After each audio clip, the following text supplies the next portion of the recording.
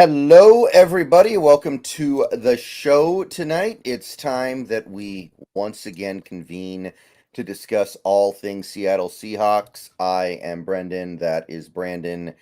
And we've got a game to talk about tonight. We've got a big one. Well, every game's big in the NFL. You only play 17 of them, right? Oh, you better believe it. They all count. They all matter. Yep. So we got to set the stage for this upcoming game against the Arizona Cardinals, our first game of two against that team this year. So, how are you doing tonight, Brandon?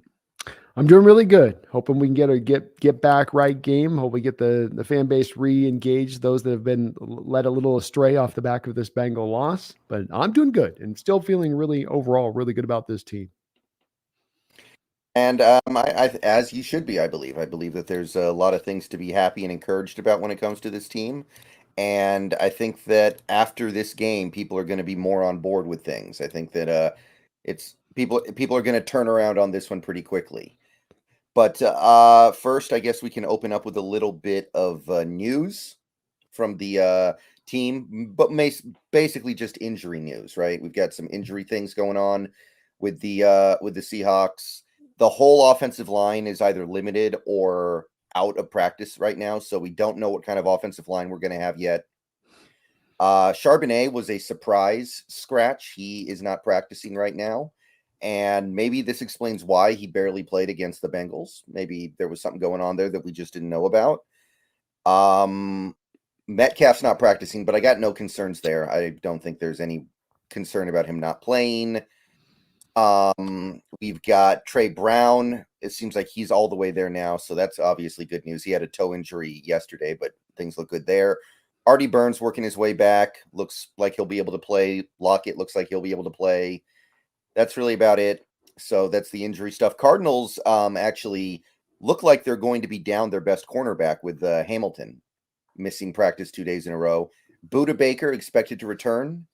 No Kyler Murray, though. Some people were saying that Kyler might play because he was practicing this week, but that's very clearly, I think, a Jamal Adams type situation where he needs to practice for a few weeks before he can actually play. Yeah, agreed. I see it the same way. There's no chance I see him playing this week. We know no James Conner. We've known that for a couple weeks now. He went on IR a couple games ago, which is a big deal. He was their MVP through the first several games. We've got a couple other little depth things going on there, like Wilkinson, one of their offensive linemen, got a neck injury today, and now we don't know what's going on there. A couple guys on like the offensive and defensive lines, but that's basically a pretty good rundown of what's going on with the injury situation. So, with all that being caught up on, let's jump into the fray here with these Arizona Cardinals. Let's talk about them the best that we can. Broadly speaking, though, you got to say this team has looked more competitive over the first month plus of the season than we expected, right?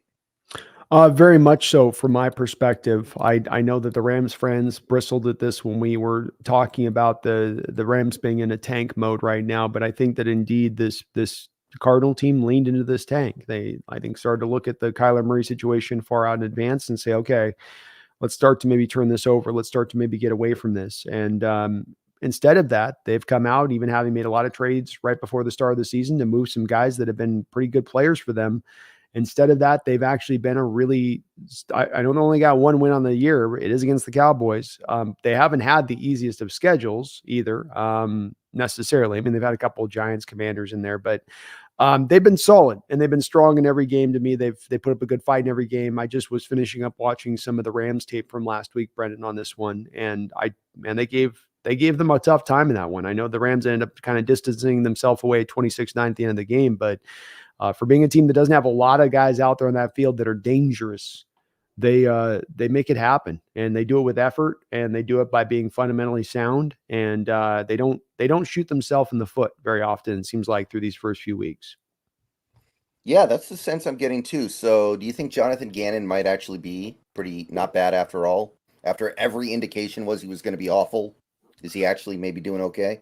He says it goes higher than I had him like down here. I feel like the Starsky and Hutch movie, where Snoop tells Starsky, he's like, "Hey, you just moved up one notch in my book," and he's like, "That puts you at 1."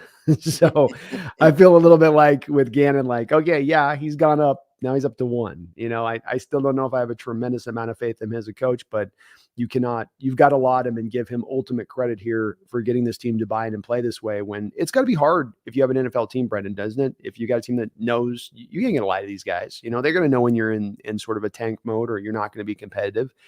And to get that team to play, knowing it's dealing with it. I know they're all professionals. I know they all get paid, but it's an easier said than done thing, right? Human mentality is always still at play. Human nature is still always at play. All right. So let's start with this Cardinals offense. That's the side of the ball that's been okay so far this year, I think. Joshua Dobbs has been better than I expected. Not really good, but not bad either. Kind of just quietly effective. Dual threat quarterback, does some damage with his legs. Overall, right now they are 20th in the league in points and 15th in yards, so you could call them just barely below average. However, a lot of that was being done on the back of James Conner, who looks like he has regained a lot of his form from 2021, I believe it was, after not really playing that well last year. So without James Conner, what do you expect from this Arizona Cardinals offense? It does limit them, I think, because they make the running game dangerous when he's in there, and then you've got to start. It's more of the 8-man boxes, and then you get everything congested inside there. And Dobbs has been one of the better quarterbacks outside the pocket throughout the course of this year. Keep him in the pocket, he's limited. Get him out the pocket, he's dangerous. And once you have men in the box stacking it up in there to take the running game away, that does leave a lot of openings, or typically contend to leave openings up the field, then to the edges, then away from the box. And watching some of the tape, that's where they have gotten a lot of their free plays from, where he's just kind of improvising and then rolling out on the side. He makes good decisions out there. He's not going to, 3 interceptions on the year, but he's not going to have a lot of those boneheaded mistakes. He'll run wide. If it's not there, he'll throw it away or he'll run it. And he knows which to use at which point. So he's been very heady at the quarterback position. His arm is limited. Man, he's got the Brock Purdy, the ball's coming out and there's a little bit of a puff of, just it's a little pillowy as it's coming out of his hand, like he's throwing a pillow rather than a football. But he is pretty accurate, and decision-making has been smart when he's in the pocket. So he's not going to push the ball up the field a lot, though. He's going to dink and dunk you. He's going to take the check down. He's going to try to, he'll every once in a while try to push the ball up the field. But when he does so, you do get the sense for the lack of velocity. And it's just the guy. There was one play against the Rams where he's trying to go to Hollywood Brown. Brown's got some separation. Safety's closing over the top. And I think the safety got there in time to kind of knock the ball away or get Brown pushed out of bounds to where there was no angle for him to make the catch. And that arm strength really showed up on that kind of play, in my opinion. So with Dobbs obviously being a bit of a dual threat quarterback, somebody who will run as much as he'll pass, do you think this is a week where maybe we go back to a slightly softer defense, more of a zone, because we need to protect against his scrambles compared to some of the previous weeks? I think you are aware of it, but I think you've also got to dial up more pressures than what you did with Burrow and on the same end of this, because this is a young player who's not played a lot. And if you have a young quarterback there, I want to test him with pressure packages to make the right decision. I don't think you go hog wild with it, but more than we saw last week, less than we saw with the Giants, right? Like maybe a happy middle ground between that as far as your blitz rate goes.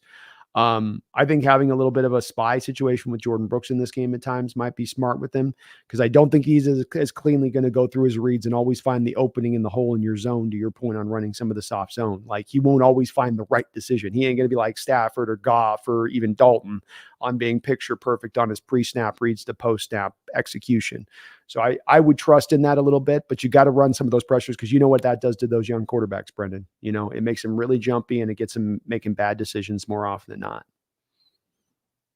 So without James Conner, this offense is kind of all about Hollywood Brown, who you mentioned a minute ago as their playmaker. He's having a good year so far. He's on pace to have one of his better NFL seasons so far. He might have 100 catches. Not really efficient, but he is making some big plays. So one thing that I've really noticed, though, is this Cardinals team seems to really like doing end arounds and getting the ball in the hands of their wide receivers via the running game. Rondell Moore alone has 11 rushing attempts so far this season. And that was something they actually used to some degree of effectiveness against the Bengals. Misdirection. Seemed like there was a lot of that going around. Yeah. Yeah. Taking advantage of the aggressiveness of the Bengals defense, which we didn't do. Right. So I would expect to see more of that because when they don't have Connor to just plow it up the middle, they got to rely on a little bit of misdirection and trickery to make things happen. Yeah, and then your backup backs don't really have. I mean, what they've used Rondale a little bit, even at times, as a running back here and there, which is interesting use of him because he's kind of unique. He's got that extra speed that nobody else has there. I mean, when Keontae Ingram's in there or Damian Willis is in there, Williams is in there, those are just kind of grinder backs. You know, they're not going to be guys that are, you like, to your point, going to be able to hit on outside zone or pitch plays or work to the edges. So, you know, they are a little limited with those backs. And Connor's that way too, kind of. But Connor's a real difficult guy to get down, even knowing he's going to attack between the tackle box. You know, he's going to be an AB gap runner, but he does that well. They don't have the speed necessarily to counter you now with these guys they got in there. So it does limit them, I think, offensively speaking, in their ground game. But the fly sweep element's going to be in play here. Even Hollywood Brown, a guy that's not a fly sweeps guy, has got a 1 carry for 29 yards on the year on a fly sweep. So, you know, they will use that part. They will test you because they don't have the backs who can do it by that way. Yeah, I think there's this one play where they did I think they had like one of their wide receivers line up as the quarterback and do the wildcat, pretend to hand it off to the fly sweep guy, and then go the other way, and it worked really well. So it seems like this offense has to rely a little more on trickery now that they don't have the James Conner effect. But another guy on this offense really worth talking about is Michael Wilson, who has been awesome Yeah. so far, and I liked him to a point in the draft. I didn't like him that much, and I'm surprised to see him being one of the best rookie receivers so far. I think something that's been said that we have to carry forward when we look at this upcoming year in scouting as a recent trajectory of guys at the receiver position, specifically Brendon, that have started to, as a trend, show itself up. And that is that receivers that go to the Senior Bowl and perform really well at the Senior Bowl tend to do very good as pros. Cooper Kupp, Senior Bowl wide receiver. Puka Nuka, Senior Bowl wide receiver. Tank Dell, Senior Bowl wide receiver. Michael Wilson, Senior Bowl wide receiver. You can go through some of these guys that went to that Senior Bowl and the ones that perform well there, Brendon, right? That separate themselves from other college competition trying to bang their way into the NFL. And this guy was one of those guys. And the key with him was that it was a matter of, he would have been a higher rated prospect, but the injury bug bit him hard in the butt there at Stanford. And that was on top of the fact quarterback play, there was a little bit of an inhibiting factor at the receiver position. He wasn't able to, I think, to show as much, but he's got natural good talent, good size frame, good explosiveness, great catch radius, very strong hands. You just didn't see it a lot coming out of Stanford, but that didn't mean that it wasn't there in him. And he was balling out there at Senior Bowl. He got a lot of praise coming out of there. Yeah, so there is a little bit of stuff going on here with this Cardinals team, but given their personnel, I do expect them to be pretty pass heavy in this game. I think that without Connor, they are going to have to wing it around a little bit. So it is going to be not anywhere near the kind of test we had against the Bengals, but it's going to be a different kind of test because I do think the Cardinals, we might even see a few trick plays from them because they're going to be trying to find ways to make up for not having their bell cow back. They'll also probably lean a little more than we've in recent history. They've been all spread based in their concepts with Kyler Murray. Their offense is going to look a little bit closer akin to what even ours looks like. They drafted that kid that Trey McBride a couple of years ago, and they pair him up still with Zach Ertz, who's 1,000,000 years old. But that does give them 2 feasible tight ends for the 12 personnel. They do utilize the 12. They will go to 3 tight ends like we do. So this is going to be a different Cardinal offense that we're going to face this year than what we faced in the past as well. It's going to look a little bit more, less of the college conceptual and a little bit more of what you see pro. I mean, you're going to get a lot of Dobbs under center in this game, for instance. They run a lot of that. So how we play that, how we manage that's also going to be very important in this game.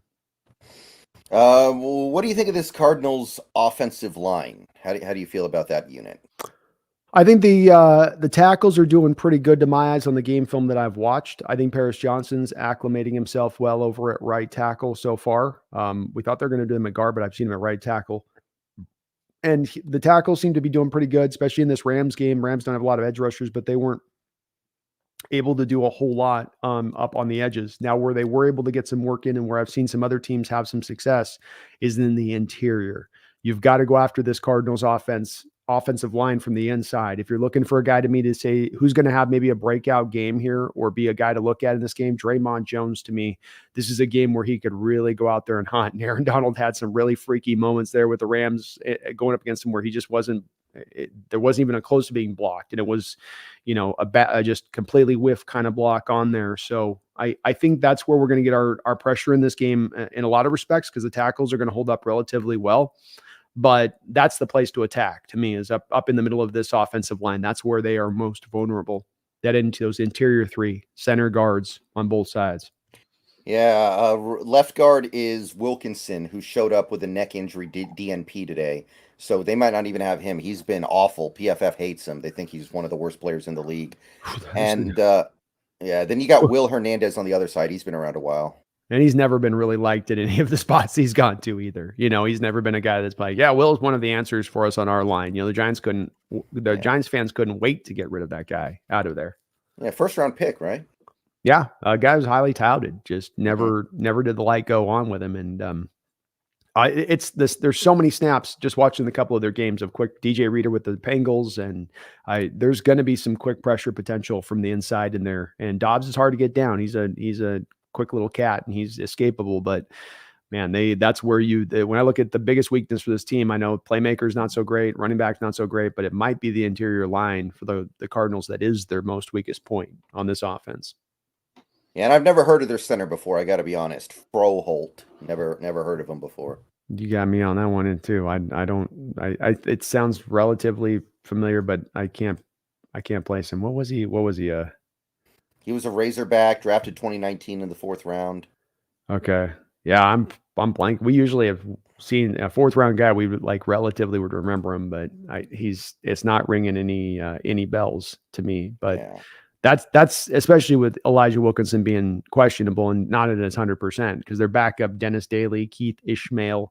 I mean, it's going to still be even more exposed at that point. So this is where we come back to the pressure stuff too, Brendon. What's been the best blitz look for us? The two have been sending either Witherspoon off the edge as a slot blitz guy, or double A gap pressure with Jordan Brooks and Bobby Wagner right up over the center, right?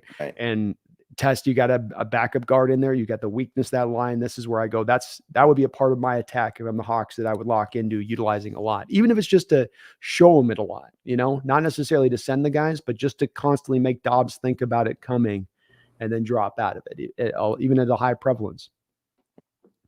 So Zach Ertz is putting up okay numbers. He's got 24 catches through 6 games, but do you think he's actually still good at his advanced age? Do you think he still has plus play in the tank for this team?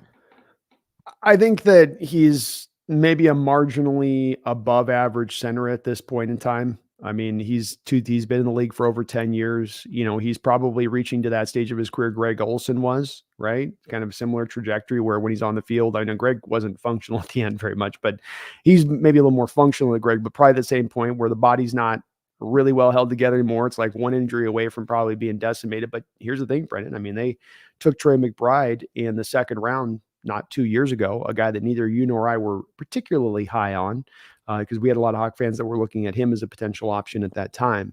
And he's not been able to crack Zach away, right? And that's one where that does speak to me of, well, where is that Trey McBride sucks? He can't crack into that spot where this really should be his time, year 3, or it's older than dirt, but you can't.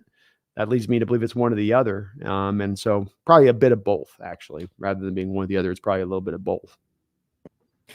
So that's a pretty good rundown of that Cardinals offense. They got a little bit going at receiver because Michael Wilson's so good. But other than that, there isn't really a lot to talk about. They're getting some okay play from their tackles, like you said, their quarterback. But as of right now, it's a bad NFL offense. They're 20th in points, and that was with mostly James Conner. Now without him, that's a bad offense. So you mentioned Draymond Jones as somebody who you're looking for to have a big game. That makes a lot of sense to me. Is there anything else you want to see from the defense in this game in particular? I think you've got to the zone stuff and the mixture of it is totally true. But then at the heart of this has got to be a game where you force, much like you would with a Brock Purdy, You can't let Josh Dobbs beat you escaping out the pocket, making throws outside the pocket, number one. So you've got to get your contain right. And this is what might impact a little bit the edge rush. On top of having the good tackles by the Cardinals, you're going to want to mush rush it, right? So that you can keep Dobbs contained inside, because you know how dangerous he's been when you've got to let him get outside the pocket. So you've got to contain that, but then you've also got to force Josh Dobbs to beat you down the field with his arm. You can't let him dink and dunk you. You can't let him Brock Purdy you to death, because he will. And I'm watching his tape. He's not going to be an impatient quarterback back there. He will take what you give him. He's locked in that realm, and he's going to make smart decisions with that. So that's where we get to some of the blitz looks. That's where we get to some of the maybe more pressure-based looks from the Seahawks in this upcoming matchup, just to a degree.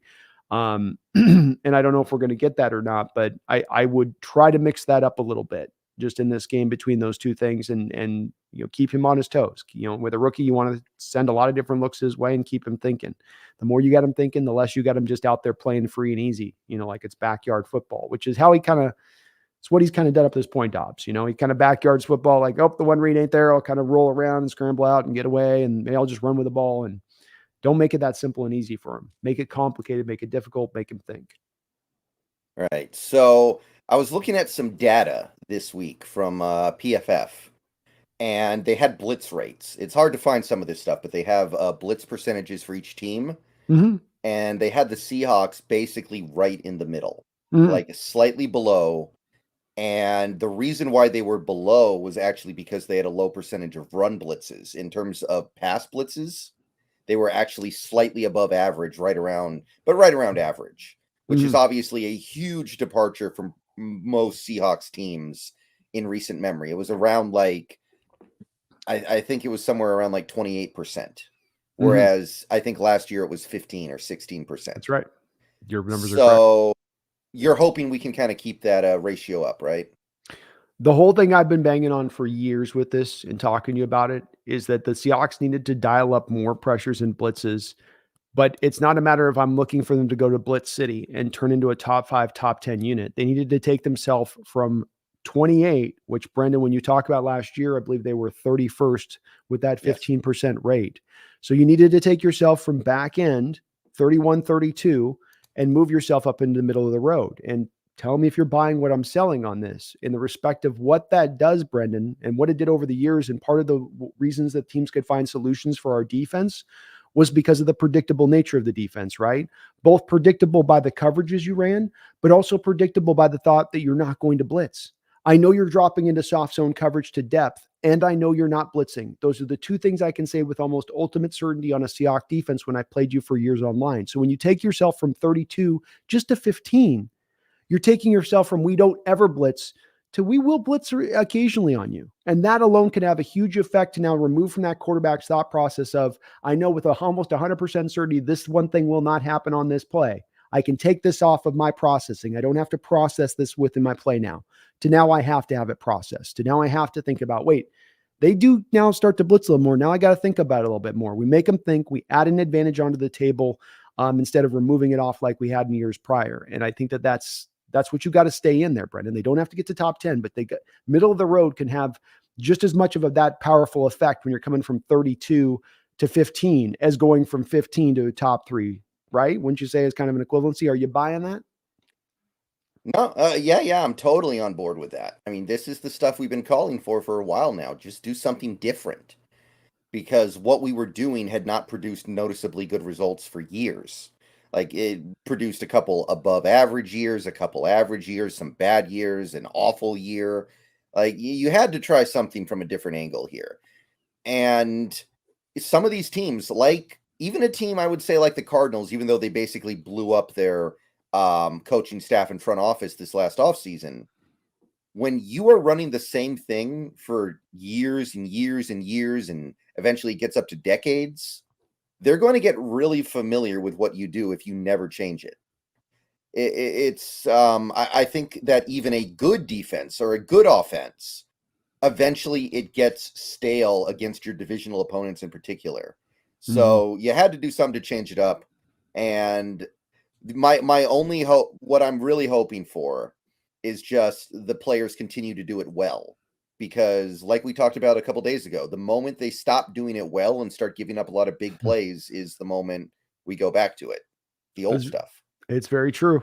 It's very true. Carroll gets a couple of deep shots hit over the top because he's blitzed, and he's certainly going to get into that dodgy ways. But this is where we get to the encouraging part, the change of defense to allow you to have zone drops with the outside linebackers, bringing personnel that are accommodated and understand how to blitz, how to time it up, how to, Jamal in that time blitz on Daniel Jones. He showed off that one moment he had in that one game to do it, where Daniel Jones, he shows you it's not just about his little bend and quickness he brings. It's also about his understanding of not to show my hand. Daniel didn't know he was blitzing.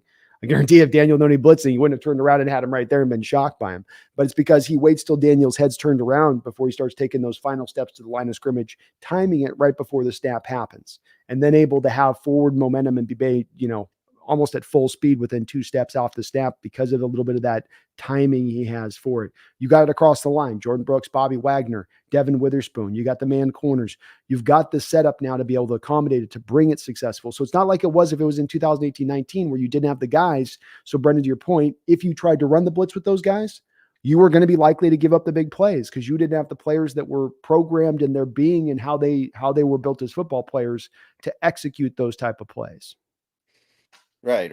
Back in 2018, we did have Coleman on the blitz. I always thought he was a pretty good blitzer at the nickel corner.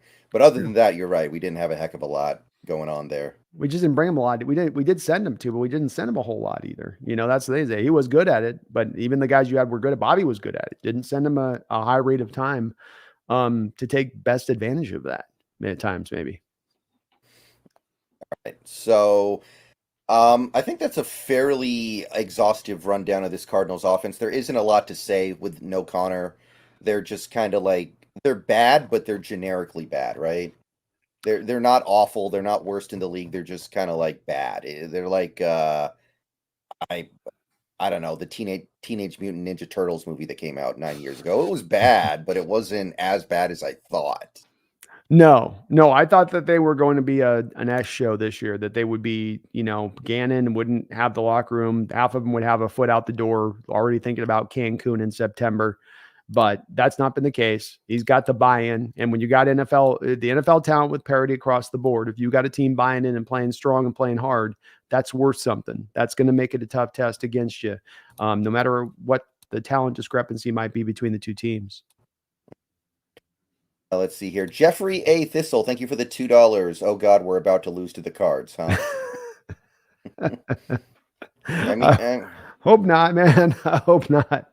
They don't even want to win, really, right? They won the one game they really wanted to win this year against Dallas, and now they're like, okay, let's just put up a fight and lose every other game we play. If I had to say, you gotta make a guess on this, and you gotta have a your gut instinct on this. Has that owner had a conversation with Gannon about that? Like, I'm not going to tell you to out and out lose, but if we have a situation like Lovie Smith last year at the end and we're driving down and you can, just maybe, take a knee, metaphorically speaking.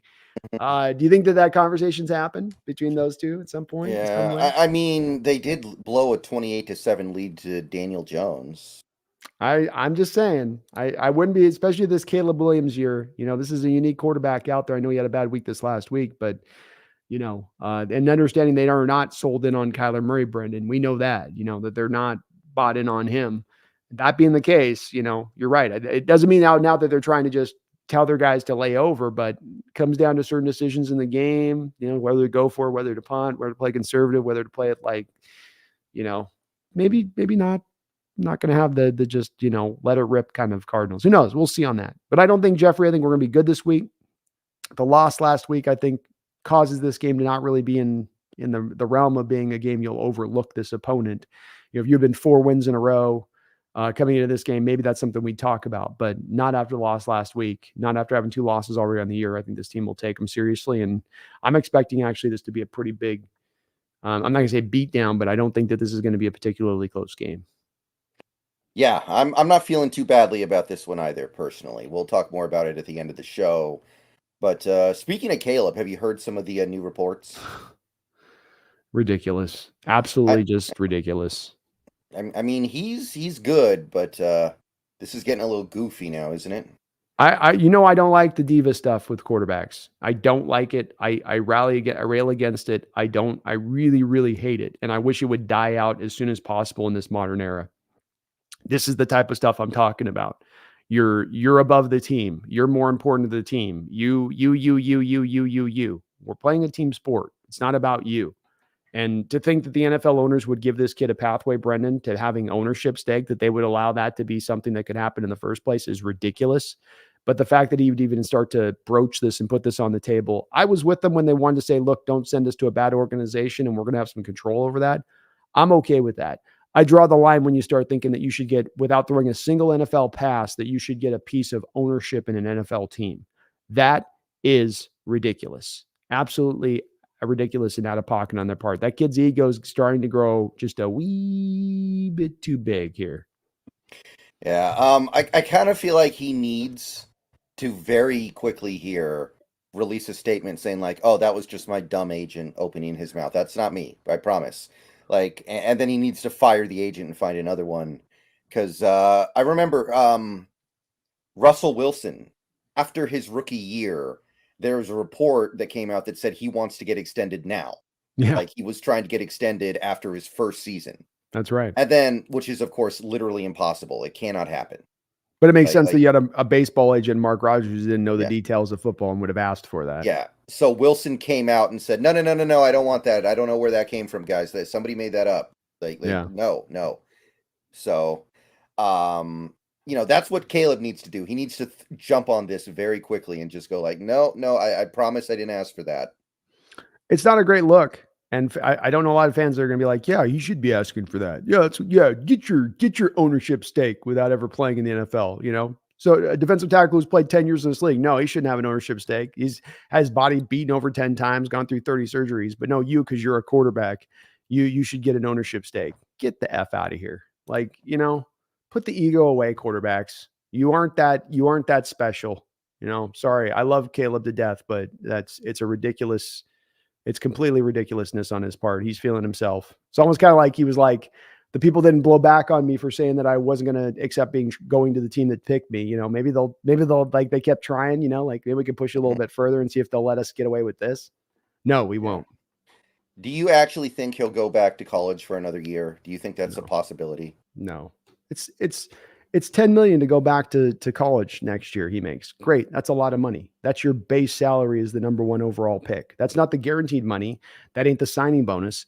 That's your base salary as a number one overall pick next year in the NFL. Will be the $10 million you're going to get in NIL money. Now, is that 10 million still going to be plenty enough to allow you to live and have a great? Yeah, sure, but you're turning down a chance to start your contract and get it rolling in the NFL. And that's also turning down like 40 million, $50 million of signing bonus guaranteed money right in front of you that you're turning down now. I know they have Lloyd's of London insurance policies and all that, but I don't. I think what he'll do, Brendan, is he'll force the worst case scenario, he'll force a trade. And that team, like we've talked about, will make the trade as they have in the NFL past. When Elway pulled that card, when Eli Manning pulled that card, those teams didn't hold tight and go, no, we're taking Eli. No, we're taking John. No, they said, well, fine, we'll find a trade partner, and they'll find somebody out there that'll give them a king's ransom for it. No doubt, it's Caleb, and that'll be the way it plays out. Worst case. Yeah, I actually watched a documentary about the Elway situation a little bit. It was pretty interesting. Was that the Trade. Elway to Marino? No, God, I think it was on NFL Network. I don't remember what it was called, but it was I think Ernie that's the one. Accorsi was Yeah. the GM of the Colts at the time, Mm-hmm. and he was like, I had to lower my offer. We got it down to a future first. The guy the Broncos took fourth overall, who was an offensive lineman, and their backup quarterback or whatever. Yeah. And apparently, like, of course, he didn't even know the trade had been greenlit until he came into the bill, until it got announced on the news. Like, the owner just did it without him. It was pretty interesting. And He was a young general manager too at the time, Corsi. So yeah, he was like the green guy that nobody was going to trust to make the decision.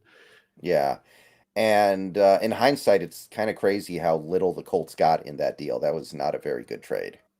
Seahawks did you get the part that documented? If it's the one I watched on this, Seattle was in on that trade. Did you get that part in that documentary? Oh man, I don't think I saw that. I They didn't made watch the whole thing.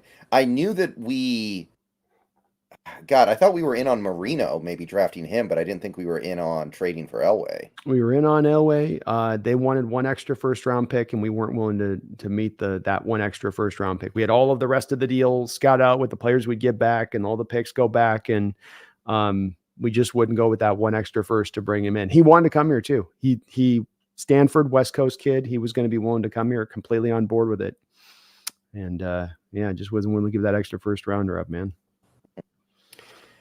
Yeah, I mean, in hindsight, we should have just signed Warren Moon out of college. Yeah. That would have made everything okay. They would have covered everything up. You're right. They probably would have gotten a championship in the 80s with you. You give Knox, Warren Moon, and Warren Moon, Kurt Warner, and Largent. I don't know, man. That's not guaranteeing we would have gotten one, but it would have been tough. By the way, I know we're going a little off topic here, but whatever. We got time. I want to ask you real quick. So we've generally said this whole time that the Mount Rushmore of quarterback prospects is Elway, Luck, Lawrence, and now Caleb, right? Would you agree with that? Elway, Luck, Lawrence, Caleb. Yeah, I think that's probably right. Would you put those in order in terms of the prospect? Oh, I was thinking about this the other day, and I think I have mine. I would put I think probably John Elway was the most talented quarterback of the bunch. Man had he was the original like full dual threat type quarterback. I would probably put I would probably put Andrew Luck and then Caleb Williams and then Trevor Lawrence as 4. Yeah, I would go Luck, Elway, Caleb, Lawrence. I think that would be my order. We're pretty close on that. Yeah. I did think my only thing with Elway is I think he was more of a dynamic runner than Luck was, and that he had a little bit of a stronger arm. But they're close. They're very close. And somehow Elway had a losing record in college. Figure that one out. Stanford wasn't any good. How is that allowed to happen? Stanford was not good. If Elway was in college football today, they just get like 800 transfers every offseason, and they'd win 3 straight national titles. It's tough too because it's Stanford with their, even back then, the college academics that you have to meet to get there. So you could be an elite athlete that wants to go to Stanford, but you don't meet their high qualitative marks, and they won't have you. That's probably, I'm sure that's frustrated a lot of coaches that have come through there. Like, I got this guy's gonna be awesome. Like, yeah, but he's not smart. He's not good enough from an academic standpoint to make it work.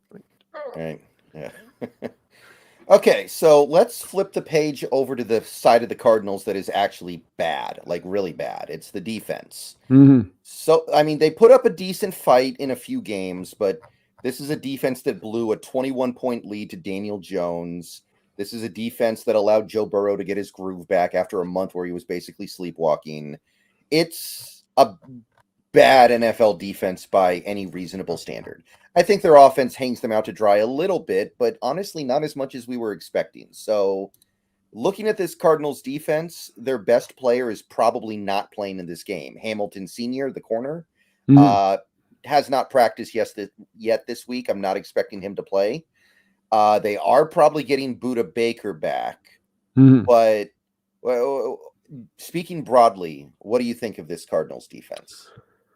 I mean, you mentioned it, you kind of said it pretty succinctly. I mean, you try to unpack it, it just comes down to this is an untalented bunch.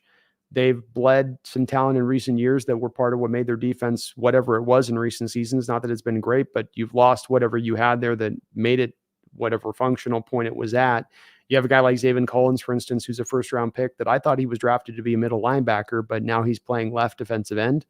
And he's doing so and not able to beat out Cameron Thomas, who's the guy I think that they would prefer to be having start, who they drafted relatively high a couple of years ago. So you look at that and you go, that's a little strange to me. I don't know what's exactly happening. You just BJ Ojolari can't find his way onto the football field. I know he's a guy that was very young coming out of LSU, and raw. So you knew it was going to take him a little bit of time, but I mean, he's not getting very much run with them either. There's just not a lot there. Dennis Gardeck's playing some good ball for them. He's got 4 sacks on the year. He's been a real active defender for him. He plays with his hair on fire. He's a fun guy when you watch the tape and it stands out. But when you watch the rest of the tape, they play fundamentally sound. They like the offense. They're not going to beat themselves. And this is where you give Gannon the credit for getting this team to the place of doing that, not having the talent where he's saying kind of, okay, we can't control the talent, but we can control the things we can control, the penalties, the ability to not have stupid turnovers and just those kind of things. This team does that really well, even defensively on that side. They don't seem like they give up they give a lot of big plays in the Bengals game, but overall they make you fairly well earn it up the football field. They're good down in the red zone.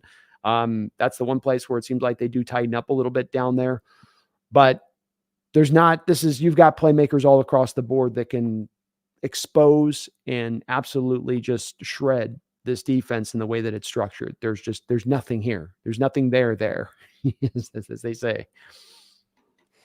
Yeah. By the way, to all teams in the NFL, somebody trade for Dennis Gardeck. Somebody get him out of this division. He's like the only thing holding this defense together, and you will not regret the Dennis Gardeck thing. I've always liked that guy. Yeah, he's a hard player, and he's been fun to watch on the tape for them because he's like a guy now feeling like he's getting his chance, Brendon. You know, this kind of player that you'll bounce around the league a little bit and you're not getting a really starting opportunity. And then you finally get that one opportunity at one place and you're going, I'm seizing this. And you can sense his spirit on the field of I'm seizing this opportunity and I'm going to let this thing rip. Yeah. So I'm looking at it. They got Marco Wilson maybe as their number one corner right now. He's the guy who threw the shoe in the college game. And he seems like he's been really bad so far, as near as I can tell anyway. Yeah. It seems like he's been a bit of a disaster so far. They got a Keitrell Clark, who was a nickel corner in this year's draft that I kind of liked. I feel like he's made a couple of good plays so far, but he's not graded well by PFF, so consistency issue there probably. Same thing with Wilson, who's 41 in coverage right now.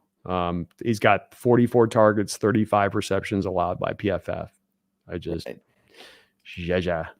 And yeah, their interior defensive line, they've got Dante Stills, who was another guy I actually kind of liked a little bit in the draft, but he's a rookie playing on a bad team. You get what you get. Their starting left end, Ledbetter, is actually showed up on the injury report today, so maybe he doesn't play. Who knows? It's hard to find much to even really talk about here. Most of these guys are just kind of like, It's our job to do this here, say. Brendon. Yeah, I mean, it's our job to give you folks to break this down on this defensive side of the ball to say, well, this guy's got these flaws, or, you know, here where you'll go after the scheme. This is an undermanned group, as you're going to see against. We're going to play them twice this year, but we're not going to have another NFL team that we fit up who is this weak defensively and not even in the neighborhood, not even in the same city, not in the same freaking time zone. They are as light as you get on the defensive side of the ball. And this is why when we say, well, they're tanking, the defense is the representation of this. Is example exhibit A, Your Honor. You know, I've got nobody on this defense that's going to make a Pro Bowl. Nobody's going to sniff an All-Pro.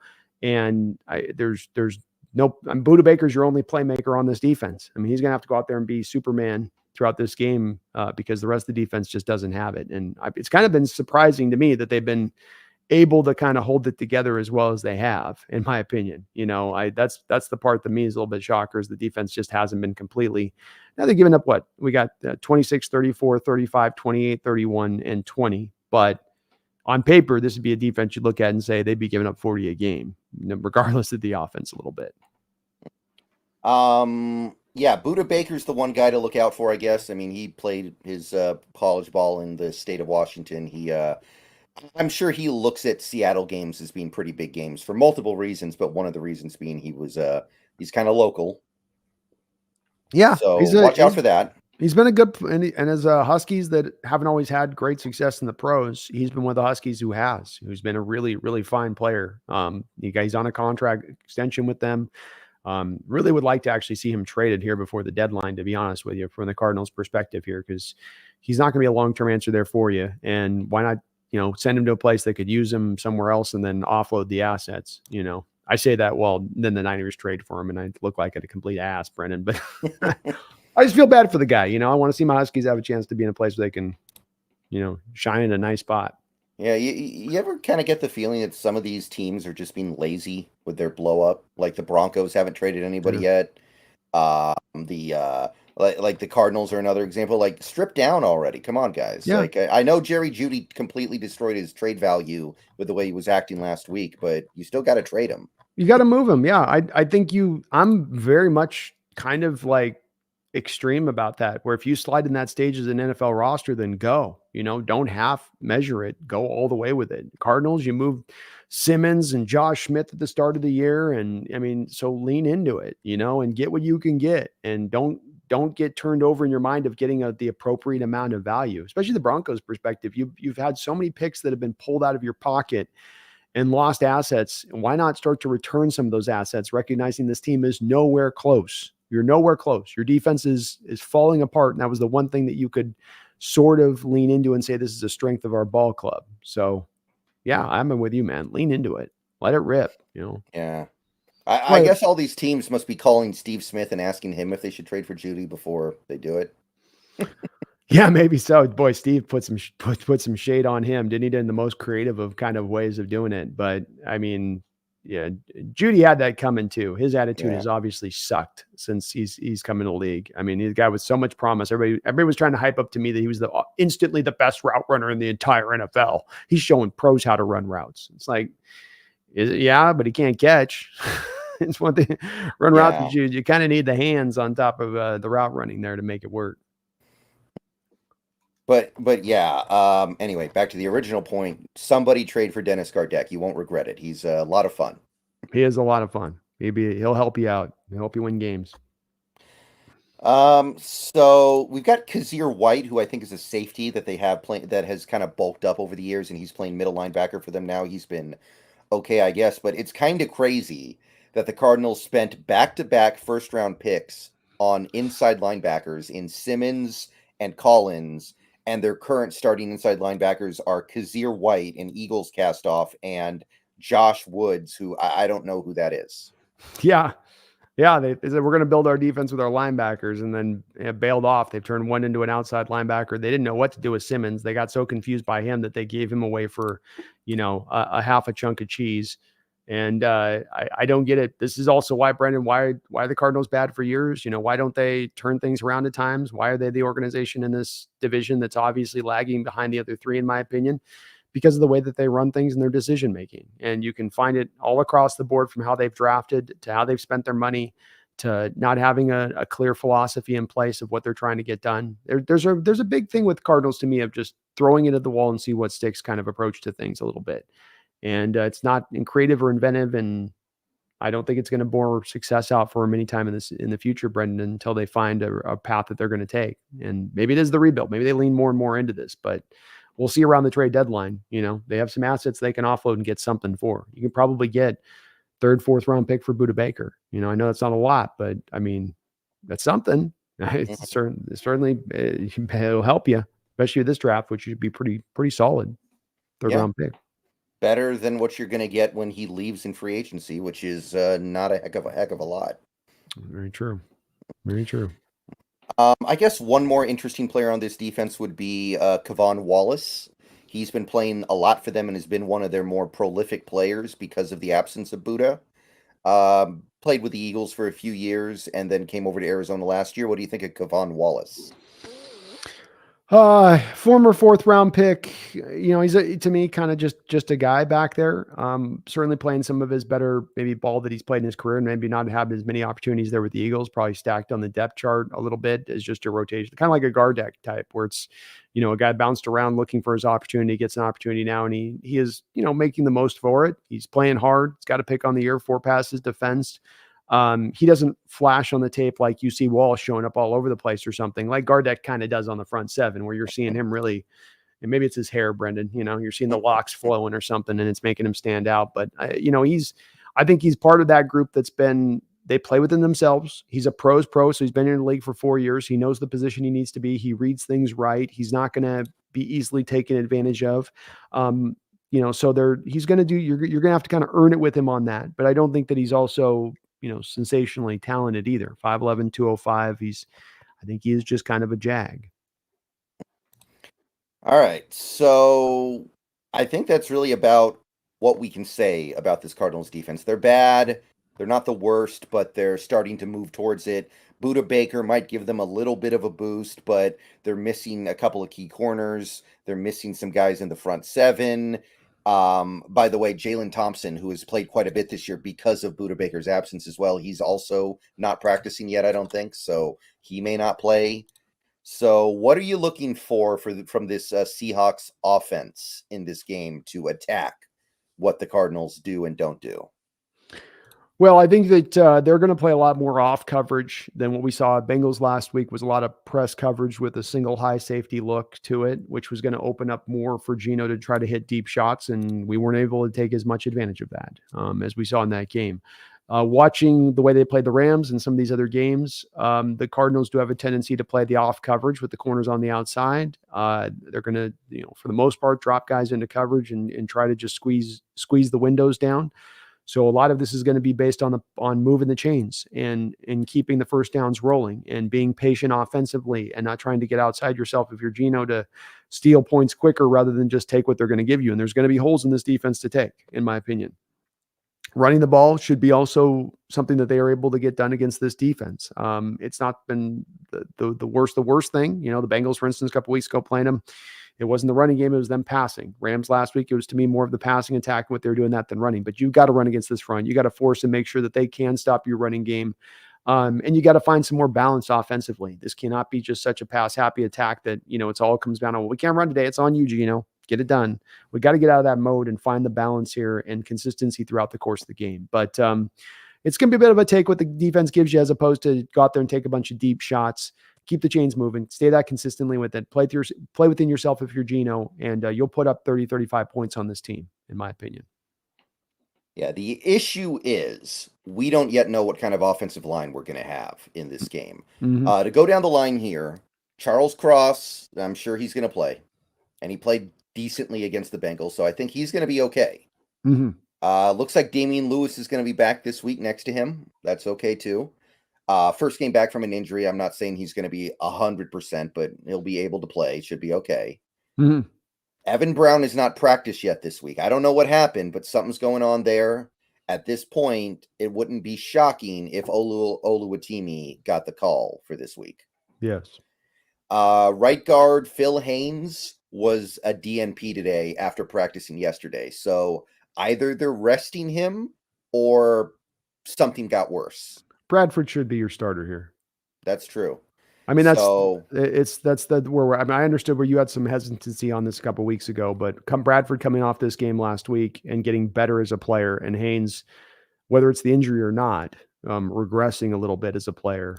To me, Bradford's your future anyway on this. If he's playing better as it is, roll with him. Right. So maybe Bradford, maybe Haynes there. We'll see. And right tackle, we know Lucas is not ready to play yet. That's already been said. Right. Curhan did practice today, so he's injured, but it looks like he'll be able to play.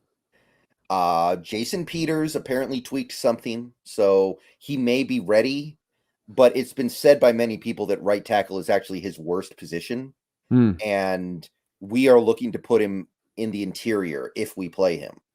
So I don't view Jason Peters as some sort of magic bullet solution here to our right tackle problem.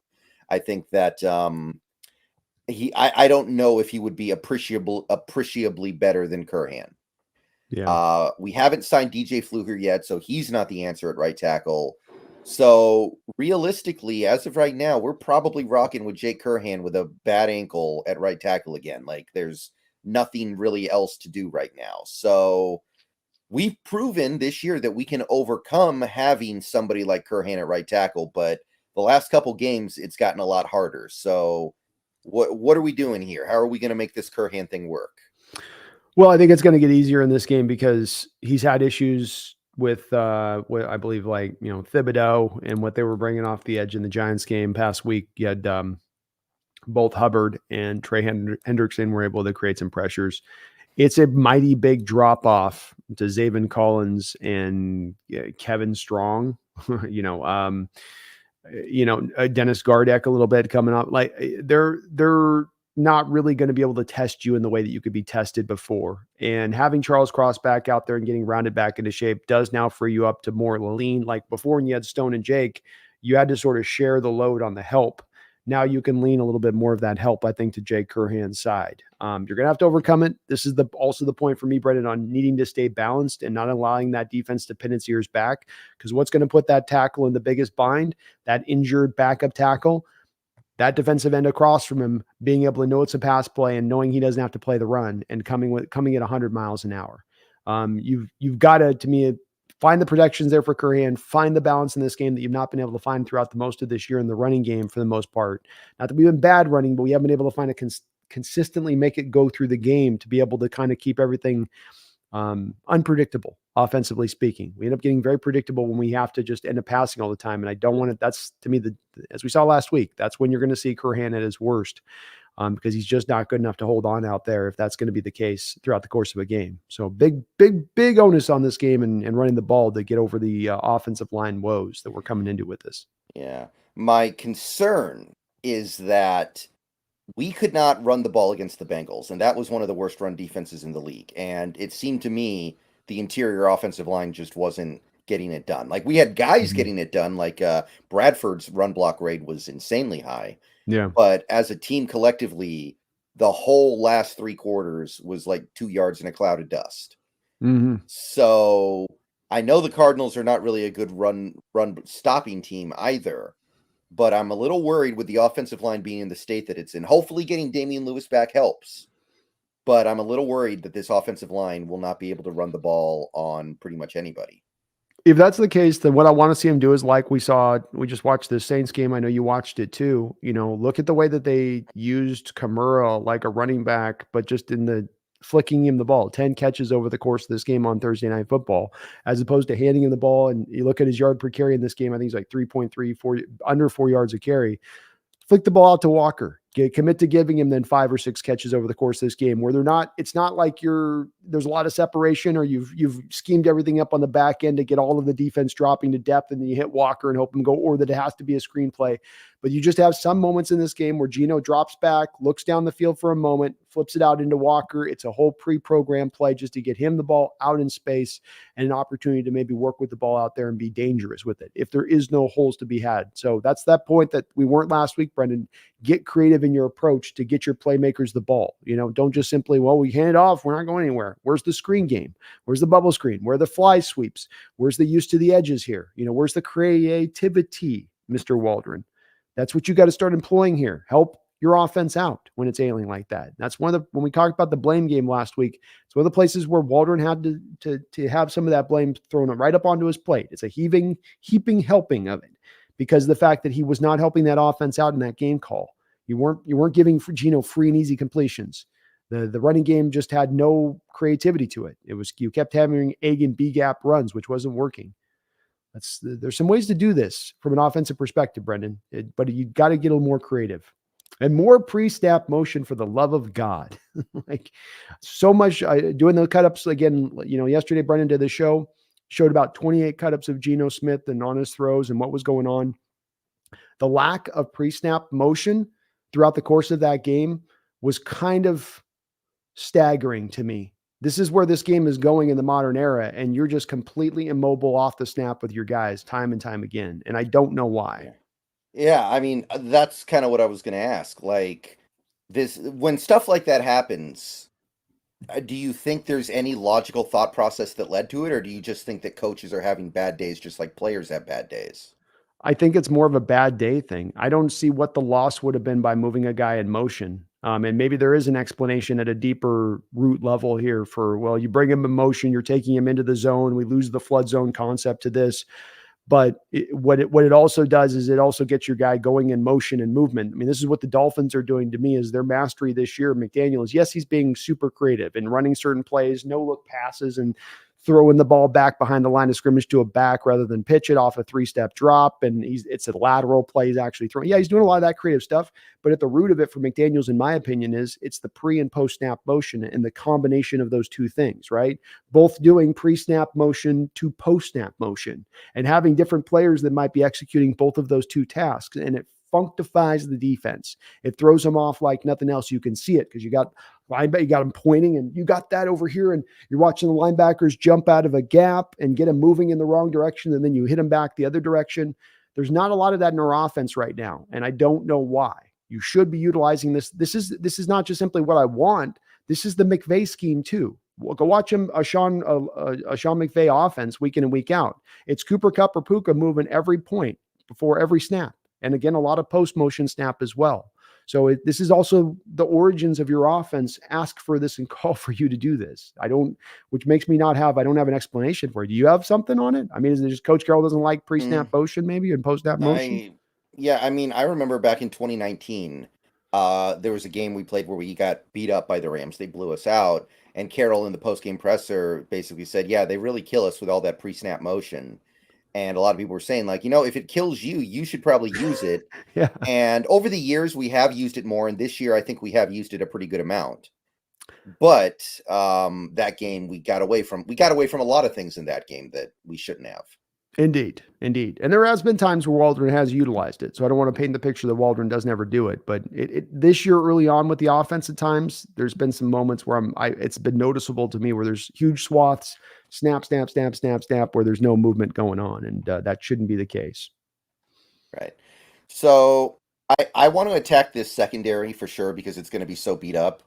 But you're right. We got to reestablish balance. We got to hope that the guys can actually give us a chance to do it. I think getting Damian Lewis back is actually a pretty big deal. I think we learned last week that he does have a more positive effect on the run blocking than maybe we thought. Mm-hmm. But yeah, I mean, you should be able to kind of do whatever you want to do on this defense, right? It's not a good defense. Even the one game they won, the Cowboys moved the ball up and down the field without issue. They just couldn't score in the red zone, which, by the way, is a league-wide trend this year. It's a league-wide trend, and this is the thing that stood out to the defense and watching the Rams. It was the same way in the last game against them this last week, where they do get tight in a good way from the Cardinals' perspective, defensively down by the red zone. So they are legitimately, it's part of them being disciplined and sound and fundamentally on point. They're very strong down there. It's hard to run it in, and there's not a lot of holes there. Like you say, it's a league-wide thing, but they're also one of those teams that's running it well in how they're pulling it off. They're forcing the action to happen in the lack of red zone success against them. Yeah. I actually did a whole video earlier today about how red zone efficiency is way down in the league this year. And I don't know exactly what's causing it, but it's pretty interesting to take a look at how down it is. It's like down 9% from just 3 years ago, I think. I make the guess. I don't know for sure. It's a wild guess a little bit because I don't have the data to back it up, but it does feel to me like the truth of this, which is, Brendon, I think it's more of nobody runs the ball with the consistency anymore. Everything's a run for show, throw to go. And so you have teams not running the ball. And when you get down there and things are compacted, there's not those holes in the defense. It's like, Brendon, we also saw that there's the new data coming out that the 9 routes, the deep throws are getting kind of slowly almost removed from the game. They're pittering out. That's because those defenses are playing to that zone defense of dropping depth and taking away those deep throws, which then allows the offenses to be very efficient moving the ball up the field, right? But then you get inside the 20, and then what happens? I don't have to drop to the deep zones anymore. Now everything comes down and gets really compacted. And so now we go to I need my running game to call upon now. That passing attack isn't going to be as efficient between those 20s of getting there, but I don't have the rushing attack because we don't run it consistently enough. We don't do it good enough down there then to just be physical and take it to that team down there. I think it's a bit of that, but that is a bit of a wild guess. Yeah. If this keeps up, the NFL is going to come up with some kind of rule to bring back the deep play, right? Well, it's just you're going to get more. It's that, or you're going to get more of the rules, like no more of the tackles from behind with the thing, and they'll be more of these little subtle rules that'll just encourage more scoring. Yeah. Okay. How about this? So the MLB banned the shift last year, right? Right. Does the NFL ban cover 2? It's basically the same thing. Mm-hmm. Boy, if you do, you're going to have some receivers that are going to absolutely destroy, if you did. You would absolutely have got certain receivers that'd be just about unstoppable. So it would take it, I think, too extreme for the NFL if they did. It's not an out of pocket idea. It's definitely, I think, within the realm of reason if offense and scoring went way down, but no, because the flip side of it would go so extreme to the other way. You give a single high look now and it's like, You're especially with all of the beater plays to cover 3, because single high leads usually to cover 3 off the back of it. That's going to be the typical, unless you're running man defense on the outside with your corners. So now you get to that predictable stage where offenses can just about become unstoppable at that point. Jason Tudor, thank you for the $2 Canadian. Is there any real information on Abe? Hashtag anxious. And I think you're right to be anxious, by the way. Mm-hmm. Yeah. I don't think we have anything beyond the fact that Carroll has said he's not going to practice this week, which tells me he's at least a few weeks away from playing. I'm getting that sense as well, Jason. And I think you're intimating a little bit about the possibility of there being maybe that he doesn't come back this season. And I think that that's maybe on the table here potentially. Hopefully not. It's been honestly a little bit of a mystery with this whole knee thing going back to last year with Abe. So I don't know if he's got something chronically within there, or there's something that, he's fighting through, but there does seem to be some kind of serious injury there. I don't know if the surgery fixed it up at this point. Now it's just recovery, but they aren't giving us a lot of information, Jason, as far as to let us inform you on. Carroll just goes, well, he's just not practicing this week. And that's kind of, all we get, so to speak, at that point. Yeah, I'm ready for pretty much anything when it comes to Abe Lucas. I don't think he's going to miss the whole season, but I am kind of ready for that possibility because this was a thing that started in the offseason. Mm-hmm. Well, I think it even goes to last year too, because I think it could be related to that, where they're just hoping it was going to quiet down. It didn't need surgery, and so they rested him at the end of last season, and it didn't quiet down. It's kind of like the Mike Morris thing with the shoulder, right? Where you try to see if it'll quiet down initially in camp, doesn't quiet down, have a small surgery, see if that gets it done. That doesn't do it. Okay, we're gonna have to go whole hog, full on. Now he's out for the year. Yeah, possibly. And like I said, there's no good solution to the issue because Curhan, the fans are already sick of him. They already see how limited he is. And he's not a bad player. He's not a bad backup. He's just very limited in some areas of the game. Jason Peters is a left tackle. He's not really a right tackle. And I don't think there's really anybody you can go get. Like maybe call up Mitchell Schwartz and see if he can tie his shoes now because last we checked in on Mitchell Schwartz, they said I can't even bend down to tie my shoes. Yeah, there's nobody. I mean, Vikings don't have a great offensive line if they go to sell mode. Bears don't have a great offensive line if they go into sell mode. We could go through the rest of these other teams, but there's really not a team out there with a tackle that's the right tackle that, for a rental type deal that you're going to be able to go get. Yeah, what's Brandon Shell up to these days? He's probably still banging around somewhere in the league. Yeah, he had a good year in 2020. In 2021, it fell off a little bit, but he wasn't bad, I don't think. No, not especially because he was he's like an Evan Brown value signing. So for what he gave you, bang for the buck was nice. Yeah. What's Jermaine Ifedi up to these days? Oh, please, no, God, don't. You're gonna give me nightmares, Brandon. Please don't bring up that name. No. I feel like the Bears picked him up and moved him to guard, and he was actually pretty good. I don't know if he's still there though. He was workable for a while, but then he kind of started to fall apart. I think at the end, even at guard, and I think he's probably out of the league now, if I'm not mistaken. He might be still somewhere doing something. Let's see here. Y2K, thank you for the member message. Member for 23 months, coming up on 2 years here. TFL, sacks, interceptions, passes, defense does Spoon have this week? Presumably saying how many does he have this week? I'll go with 1 tackle for loss. I'll go 0 sacks because I don't think the team's going to be as blitz heavy with him. I will go 0 interceptions, and we'll go with 3 passes defensed. I feel like Dobbs has an interception or 2 in him. I just don't know if it's going to go to Witherspoon. I feel like Tariq gets his first this week. I feel like Draymond Jones kind of shows out, and Tariq gets his first pick. Yeah. This week is going to be about shutting up the haters, right? That's right. Tariq's getting some haters because he hasn't done much yet this year. Draymond's got haters because he got paid a lot of money, and Jaron Reed's out playing him. Gino's getting haters, so he's going to eat. And DK is getting haters, so they're going to go off. That's what's happening this week, I think. That's my sense of it as well. That's why I'm not quite as nervous as maybe some would be going into this game with the letdown. As I think everybody's going to be kind of like, oh, really? I am, huh? Oh, I am, huh? Oh, is that what you think? Okay. All right. Yeah. All right. Sure. Okay. I like it. I'll go with 1 TFL, no sacks. I'll do one interception though and 2 Woo! passes defensed. There you go. I feel like Dobbs has got some picks in him this week He's because if we play aggressively in the secondary, it's going to be hard for these guys to get open, even though they're not bad. It's true. They're not getting a lot of separation, and with that arm that he has, you got time to make a break on that ball and jump a route. That's the thing that, he's not going to be able to hide or get around, and he doesn't have those 49er playmakers generating 5 yards of separation on every route. Let's see. Concierge with Nolan. Thank you for the $5. Giving JSN, DK, Lockett a running head start seems like too good of an idea. Better not try it.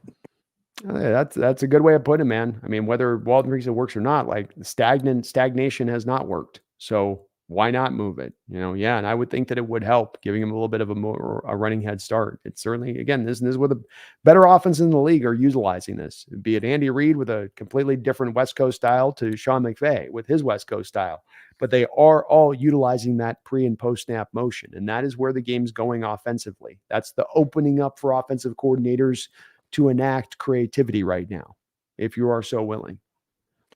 Ooh, I just figured out what rule change the NFL is going to make. They're going to literally allow receivers a running head start. Like, remember the old Arena Football League? Yeah. I could see it. They're going to let receivers do a running start at the line like they used to do in the Arena Football League, and that's how the covered 2 shell gets cracked.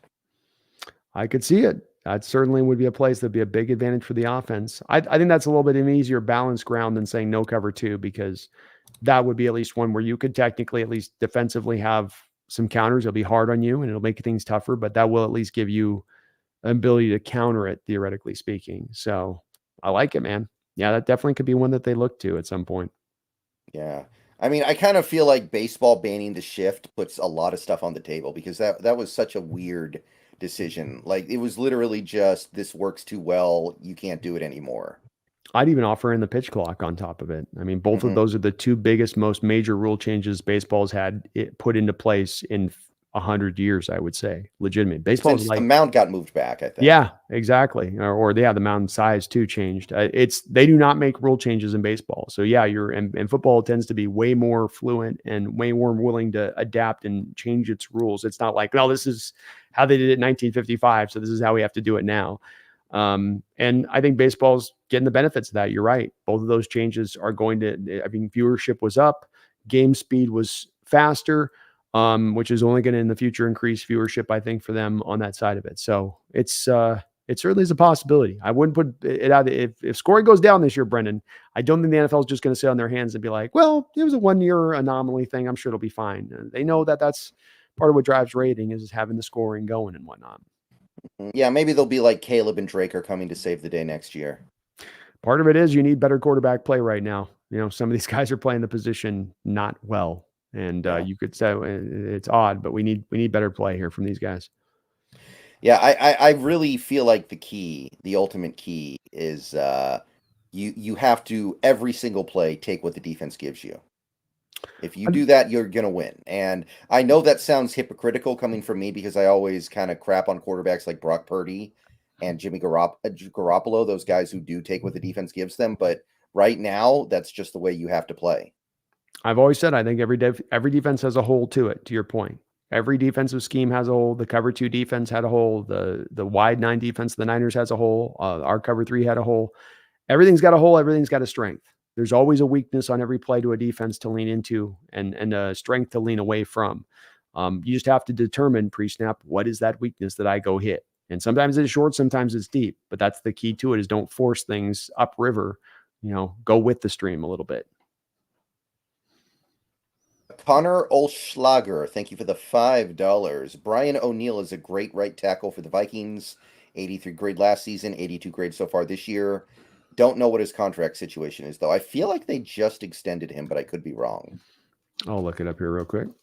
Yeah, but I remember looking at this guy a few years ago and kind of earmarking him as a potential trade target. And this year, when I looked at the Vikings, I didn't. And I feel like that was because his contract was not tradable yet.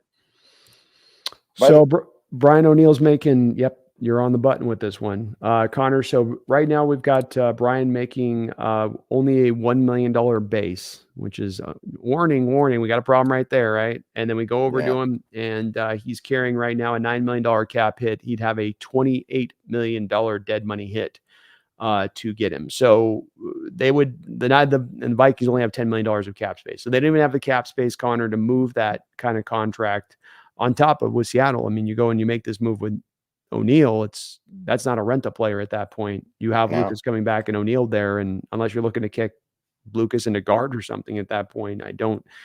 It wouldn't make sense there. But yeah, he's playing pretty solid. But that dead money's too much, unfortunately, Connor, on that one.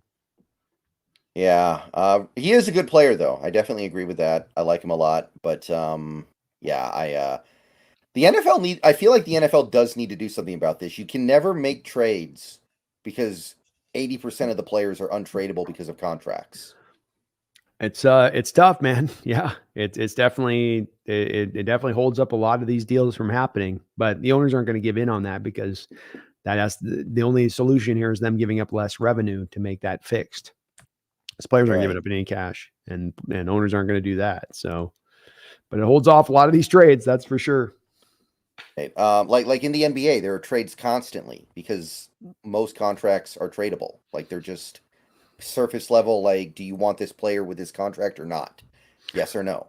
Well, and they have a lot of flexibility too with the deal, because even when they're guaranteed these contracts in the NBA, you have the players will like, I hate my situation so much that we'll just come to a settlement agreement on the rest of the contract, and you guys can just tear it up and give me a little bit of money, and I'll be a free agent at that point. Yeah, you're right. The free agency and just the ability to player movement opening in NBA is way more fluid. Yeah. Like we kind of saw that with Frank Clark too. Frank Clark kind of did that, but it's rare you see that. You're right. Yeah. No, that was definitely really, it speaks to how bad the Broncos situation is. That Frank was like, get me the hell out of here. But can't blame Frank too, because he knew he had Kansas City on the front burner. So he's like, what would you rather do? Sit on your salary, make a couple extra million when you've already made probably 50 million in your career, or go get another chance at a ring and play, vet minimum? I mean, I'd probably do what he did there too as well. Yeah. I kind of feel, I wonder if something like that is going to happen with Russ this offseason, because what if they go to him? I batted around this scenario in my head with like my Twitch chat before. So they get to the end of this season. Peyton calls Russ into his office and he's like, you're done here. Like, you're done. You're never playing for us again. I'm drafting Caleb or Drake May or whoever. You're going to be inactive for every game. If the starter gets hurt, we're going to play Jared. If Jared gets hurt, we're going to play the punter. You're never playing for us again, no matter what. Either you can sit on the bench for the rest of the year because we can't afford to cut you. We literally can't. Or we can work out a buyout and you can go try to find another team. Like, what does Russ do if that's the scenario in front of him? Call their bluff. You think he just sits on the bench? Yeah, because I'm not certain. I've not had any yet. I've not yet been presented to me from an evidence standpoint that Russ it's more important for Russ to play than it is to get paid. And if you're talking, and Russ at no point in time in his career has ever left one red penny on the table, not one, not even a half a cent. And that includes the current Bronco deal that he signed. And I don't, why would he bail them out when there's so much money due to come back to him? And no team in NFL history has ever done that. It's just sat on the contract. If I'm Russ, I would gamble on that and go, yeah, you're bluffing. You're not going to do that. Yeah. You won't be willing to do it. The thing is, I've actually been reading some stuff about this lately. The issue is because Denver gave out so much money in free agency this year, they can't afford to release him. Even if they post June 1st him? They might be able to, barely, but they need to trade their players. That's why it's weird they're not dumping Judy and Sutton. Like, these salaries are actually going to force them to keep Russ if they can't dump these guys who are taking up so much of the cap next year. Like the McGlinchey and Ben Powers signings are even worse now, like when you look at it through that perspective. I don't think the problem here with it, as hard as it'll be for them to do, and all your points are absolutely salient ones in regards to how hard it will be because of the contracts they've given out. The thing with it that comes down to my mind, though, that will be the thing that drives this is that roster bonus he's due 1 week after the season's over. if he's still on the active roster. There's a monster bonus that kicks in at that time. And that to me is the driver here.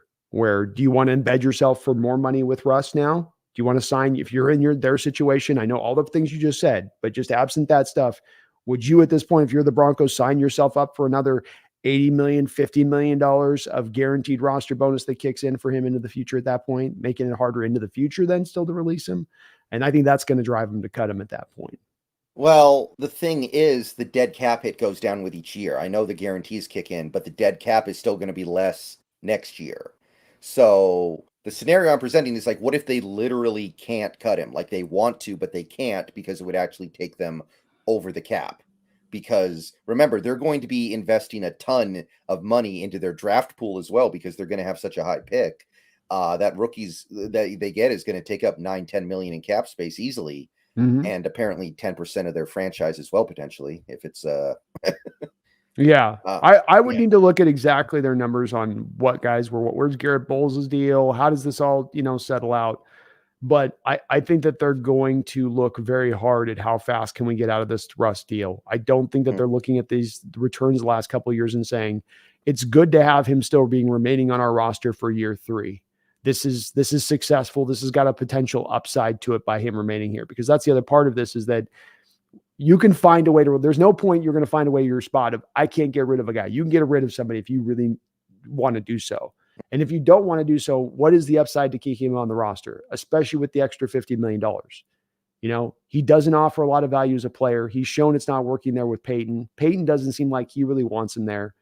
What's that upside? And if there is no upside, then especially being that this team's nowhere close to competing, that's the part that we got to think about it too, is if it's one of those things where they're going to cut off their nose to spite the face for next year to get rid of Russ, well, so what? You ain't winning nothing anyway next year as it is, right? You take that roster down to a Cardinal state like it is right now, it's probably for their betterment to do that, really, because that'll turn that's my thing on this, is that you sign back up for Russ for that $50 million of roster bonus that kicks in. And you're right, maybe down the road it makes you a little easier, but you're just keeping more married money to him. And what you want to start doing is go the opposite direction, where let's start pulling and plying some of this Russell contract off the books instead of reinforcing it back on. And this is a guess, but I feel like they've got a lot of data that would tell them pretty strictly this is what they want to do. And remember, with Hackett last year, they didn't wait on that. This Walton group didn't go, let's just sit on it and see how it goes. Like they're going to be aggressive and they'll make the moves that are necessary, even if they are painful, I think. No, I think they want to. I agree. And this is contingent on them not making these trades. I'm sure like the trade deadline is still not for another 12 days. Yeah. I'm sure if they trade guys like Judy and Sutton and Bowles and Simmons, they'll be able to cut Wilson no problem. Yeah. And I'm sure that they'll be able to do that. But I would love to see a game of chicken.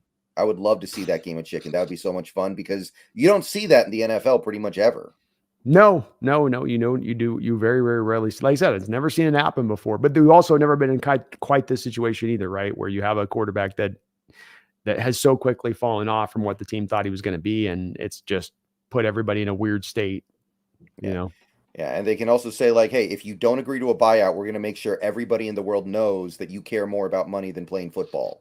Like everybody in the world is going to hate you forever if this goes through. And they're like, what do you want more, your money or your reputation? It would be fun. It would be a really fun offseason if that happened. It would be really interesting. I stand by my prediction. I think Russ would still sit there and not blink and just be like, I'm staying here, because I don't know if I'm getting another contract if you guys release me. Yeah, exactly. I tend to agree, but it would be interesting, because if he actually, not saying they would go all the way there, but if he sat out a whole year on the bench, like I'm theorizing they would threaten him with, that's probably it. Like he would be like Deshaun Watson at that point. You haven't played football in too long. Like, and you're 36. Done. You're 36 years old on top of it, with a diminishing skill set, and I think that would cook him up. But I think he makes that call too by saying, but you guys might look at me that way anyway right now if I was cut on the street. That might be the general viewpoint of me anyway. I mean, maybe there's a team that gives him a job, maybe not. I don't think that there's a guarantee that there's a team that's sitting out there just ready to go. Yeah, you're going to be our guy next year. Right. So should be pretty interesting. I've been reading some stuff about this contract stuff with Wilson. It's very interesting, like the injury stuff. Like he gets $40 million more if he gets hurt. That's that. So That's a that. lot of Broncos fans have been saying we need to bench him right now. Yeah. Yeah. That's that roster bonus if he's on the roster and injury. Like, so it's, yeah, that's the concern there on it. And I feel where they're coming from. If I was a Bronco fan, I'd want to be trying to, how do we get the hell out of this too? But you're right. They're going to get the trades made. What's happening, Brendan, here was this is that you got Judy, you got Sutton. I don't know about Simmons if this is the case. It's hard to typically get value for safeties unless you're Jamal Adams in a trade. But those two receivers are at their lowest value right now. So moving them, Broncos think they can get a second rounder for Judy back a year ago or a first rounder for Judy back a year ago. Now it's probably to like a fourth, fifth rounder at the most. And that's probably, they're like, well, what's the difference between us doing this move now and waiting and right up until the end of the deadline to make it? It's going to be the same price at that point. Yeah. I'm doing like Judy in a 7th for a 6th round pick. Like I'm doing one of those little trades. So, I think that's fair. I think that's fair. I think it's fair with Gordon Sutton, who's been not the same player since he tore his ACL a couple of years ago. So I think you've got to make that call, and they probably just don't want to. They probably are like, man, we thought we'd at least get a little something for these guys, a little something, Yeah. Did you see him trying to disrupt Steve Smith's broadcast on the sideline before the Chiefs game? Yeah. You saw that. Yeah. Okay. Yeah. He looks childish, and Steve Smith, his comeback to him was proper and right. And it's just, you gotta have respect for elders at times. And I know these players don't like getting critiqued and have criticism put on them, but when you have a guy that is criticizing you, that is a Hall of Fame wide receiver who plays your position and who played it for like 15 years, maybe you would listen to a little bit of what they have to say rather than just start popping off and, talking your smack or your noise back to him. But this is also maybe why Judy hasn't exactly taken off as a player. Seattle Big Patty Daddy, thank you for the $2. Made my first 2 vids, felt so awkward. Well, it is at first. It's always that way, Seattle Big Patty. And that's why we were talking to you last time about, the quantity over quality approach, because you can get caught up in your early videos on your channel of trying to just, get stuff really right and perfect when you just need to get the quantity up. You just need to keep producing content because the quality will come with it. The more you do, the better you'll get at it, and you improve with time. And, Big Patty, if you need any, encouragement on this, just go to either me or Brendan's channel and go back to our original videos, our original couple videos on the channel. I think in Brendan's case, it was probably better because you had a channel previously, I think, but in mine, go back and watch mine. Mine are pretty rough, Big Patty. It's definitely, it wasn't the smoothest there. So it'll come with time, man. I promise you that. You just got to stay on it, stay with it, keep it going. And the smoothness will come with time. Y2K, thank you for the $2. 1 sack, 1 interception, 3 tackles for loss, 7 tackles, 2 passes defensed for Spoonazard. Easy. Let's go.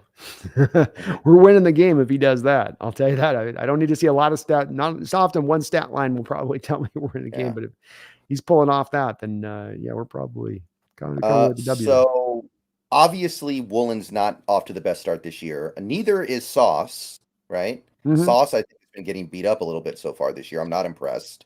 Mm-hmm. So is Spoon in the all-pro conversation with some of these guys fading a little bit to the side? Well, you also don't have any Jalen Ramsey this year. So that's a guy that's, out there. All-pro is hard for a rookie to get. It is. I know Sauce was able to get up in there last year, but it is one that is a little bit reputationally based as it tends to go. Tre'Davious White, another guy that got a major injury out there at Buffalo, who might have been a guy in consideration at that spot, who's also out. So some of this could open this up a little bit for him. I think Darius Slay is getting a little older out there with the Eagles, another guy that's been kind of that guy for a while. So yeah, I don't think Bradbury's been as good. No. So I think that there's an opening here that there hasn't been in recent years past, where there's a lot of good corners out there throughout the league who have the reputation that, rookie's not going to overcome. And he's having such a flashy start that it's kind of undeniable to at least put him in contention for it there. Surtain's good, but he should be disqualified because he plays on the worst defense in the league. Like you can't play on a defense that bad and be an first team All-Pro. He's really good though. I don't know, man. He is probably the best corner in the sport when it's all said and done, bottom line. But that's maybe a fair point on your part. Yeah, I don't know how Jair Alexander is doing this year, but he's a guy who made second team last year. He tends to be very solid. I haven't been watching him close either, but he does tend to be another guy that's will certainly have that reputation behind him. Kind of off topic, but do you have any idea how Stingley's doing in Houston? I don't. When I've checked in on him a couple times, the PFF ratings have been pretty brutal, to be honest with you. Really? So let's see where he's at right now. I don't know if maybe he's rounding in, but the Texans defense has been getting better. Yeah, he's at so he's not played a lot.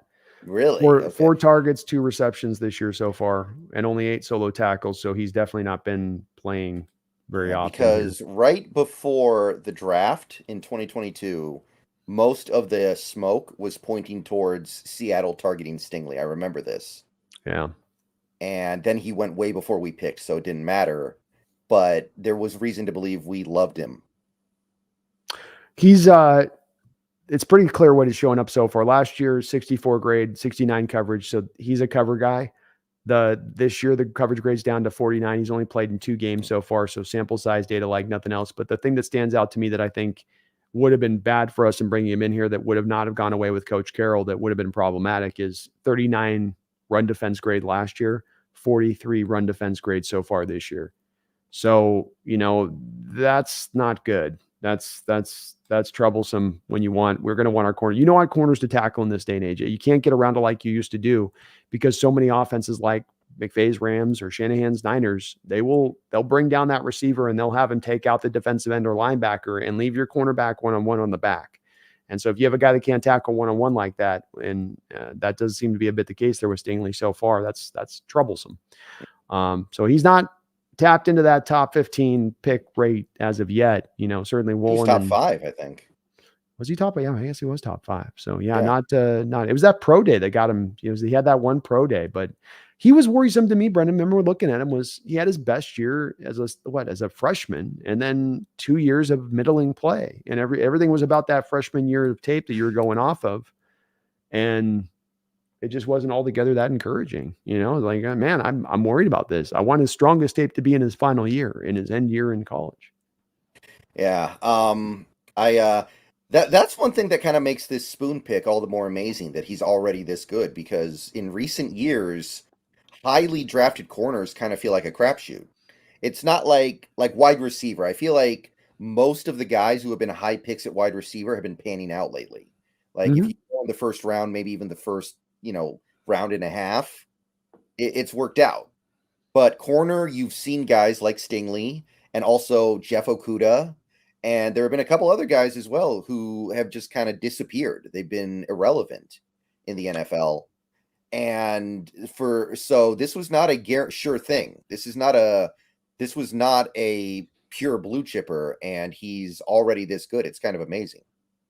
Certainly is. I think that it speaks to, you are getting a like Stingley's played his strongest ball in college at the end and kept getting better and better and better and better, which lets you look at the trajectory and maybe see that trajectory going that way. I think the thing that separates Witherspoon a little bit too from some of the other cornerbacks out there, and even including Okudah, was there was really a feeling of a consensus out there from the national perspective across the sport of, this guy is that good. He is this worthy of being this pick. And that maybe gave us a little bit more of, this is a bit of a different cat than some of these other guys that have rolled through here recently and have flamed out very fast. So I think it just speaks to how impressive that tape was last year, Brendan. So many of those pros, so many of those guys who had played in the sport, former cornerbacks, guys that are now doing YouTube channels, that when they talked about Witherspoon, talked about him versus, let's say, talking about Gonzalez in this draft, the other cornerback, there was a sort of a glint to their eye. I always go back to the Rondé Barber quote when watching him do the 2 breakdowns between Gonzalez and Witherspoon and looking at him, and he's talking about him, and he starts off and he goes, yeah, Gonzalez is probably better than Witherspoon. But then he spends the whole time kind of talking about all the things he likes, and he says a couple of things that Witherspoon needs to clean up on. But then he gets to the end of it, and they say, well, which one would you rather have? And he's like, Witherspoon.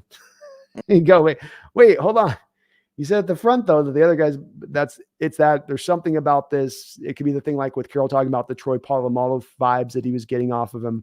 There was something, coming off of him that was just a little bit different than some of these other cornerbacks and what they brought. Like Okudah coming out was he was like a try-hard overachiever technician type. You know, it wasn't that he was super twitchy or that he was really able to just be so fast. It was that he had Ohio State knew how to train their cornerbacks, knew how to get them technically refined down to a super umpteenth point, but he was also tapped out from a physical potential standpoint. You know, he'd Right. reached his end of the line. Right. By the way, Christian Gonzalez was actually looking really good too before he got hurt. So He no was indeed. shade at him. I No. really like Christian Gonzalez. Me too. I think those two were were your two, even above Forbes, who was also taken in the first round. Those were your 1 and 2 cornerbacks, and clearly so in this past draft.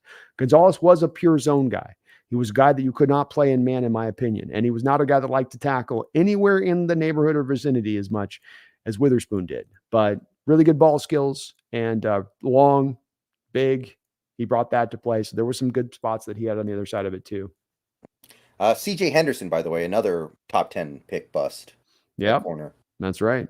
Another guy in that Akuda draft. Yeah. Y2K, thank you for the $2. Trade 2 first-round picks for Patrick Surtain.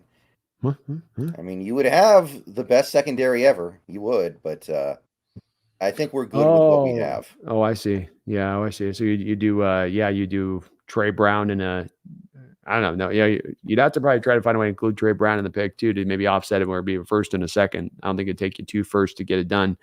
Patrick's about due to be paid after the season, if I'm not mistaken. Yeah, I don't think he's worth 2 firsts. I know he's really good, but he's a cornerback. He's not a quarterback here. Yeah. And he's about to get paid. Like I think he's worth 1 first at least, but I think that if the Broncos get 2 firsts out of him, then shout out to George They should Patton do that all day.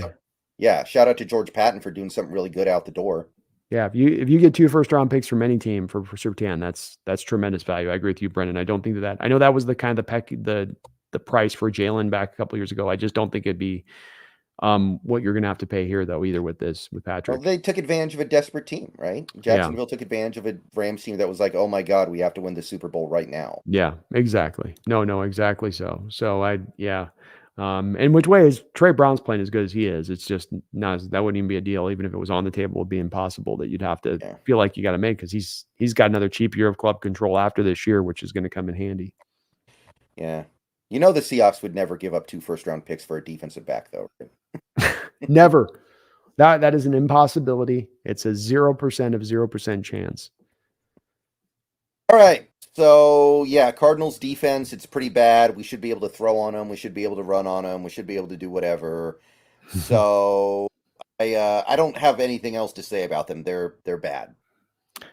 They're bad. There'll be other matchups we can talk about this year. Next week's matchup against Cleveland, and a lot of different things that we have to unpack in that game and deals to look at. This one isn't that way, and it's just one that is kind of a simplified matchup as you're going to get the NFL and how this is drawn up, especially coming on the back, Brendan, of us off of a loss, wanting to get right at home. You know, it's a get right game, and I think that we're going to take out some frustration from last week on this team, especially offensively speaking. So, give me a score then. I'm gonna go 34 to. Let's go with 16. I'm gonna say 24 to 10. I'm a little worried about this offensive line still not allowing us to get to our full potential. But I'm trusting this defense a pretty good amount right now. Me as well. I think that what they've done the past 2 weeks, Brendan, has been legit. I'm not saying you've not said this either, that it's an elite crew now, that this makes them that, but I think that their upside is much more improved than what we thought. And I'm really excited right now, Brendan, to see where this defense can get to with how they've played the past couple of weeks. It's got me as much as excited about anything about this team right now. The way the defense is playing has been a huge surprise to me. One of the big early surprises for me on the Seahawks team so far. And I would love them to see them continue to, stack these performances up, even against a relatively, easy Cardinal offense theoretically to go for playing at home. All right. So I think that's really all there is to talk about here. Cardinals have a pretty good kicker so far this year, by the way, I guess. So there's that. But they've had 2 different punters. So I guess somebody got hurt and I didn't notice. But there's not much else to say. Yeah, so I think we've covered everything we need to cover. Thank you, everybody, for showing up tonight. We got over 200 people in the stream right now. Thank you for watching. Appreciate you. We've got a game this weekend, and we will be back next week with Brandon. Thank you for coming out and doing this with me tonight. Appreciate you having me, man, as ever. All right, so I next week's show on Tuesday, by the way, may be pushed back by an hour. It's not yet clear, but it's possible we start on Tuesday at 8, just to adjust your hypothetical calendars accordingly if people use calendars anymore. AI's got it all And handled. and look, we got a great opportunity here to assert ourselves in a very positive manner this weekend. And I know some of you guys are a little bit down right now. I know that Bengals game, it took some people out of it. And I get it, and I understand, but it doesn't have to be that way. It doesn't have to be that way. This is a good team. This is a team that has the opportunity to do some very special things this season still. They are doing special teams as we speak right now in their own way. They just got to actually make sure to turn that into a win at the end of the game. And we got this great opportunity here to start seizing control of the narrative with the upcoming schedule. We've got some very winnable games coming up. And since you guys are feeling a little apathetic right now, I feel like there's just a little bit of apathy in this fan base. People are like, okay, Seahawks football. We it's got to be said. It's really important right now. I think it's extra important at the moment. And remember, folks, we're not reminding you of this blindly. If we thought and we were in an apathetic spot, if we were in a down on them spot, both me and Brendan have been perfectly fine with being open and honest with you guys when we thought there's some issues with this team to talk about. Our encouragement is not blindly so, but it's based on our evaluation of the team and looking at this as closely as you possibly can and come away with it going, no, we are encouraged. This is how we truly feel. It ain't homerism. This is where we're seeing all of the arrows pointing up from our standpoint of things. So we're going to hit it, and then we're going to get out of here, and we will see you next week. Let Go them know, Hawks. Brendan. Go Go Hawks. Hawks.